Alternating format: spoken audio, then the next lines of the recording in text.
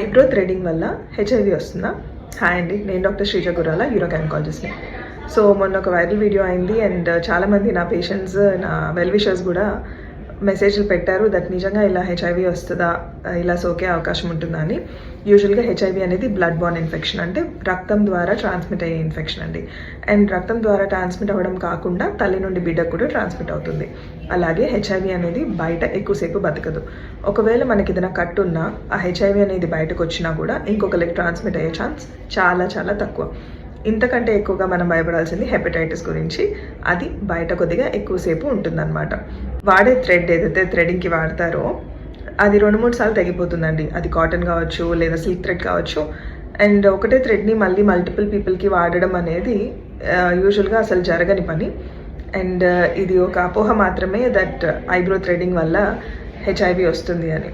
So తెలియని వాళ్ళకి దీన్ని షేర్ చేయండి. అనవసరమైన అపోహలు పెట్టుకోకండి. Thank you so much.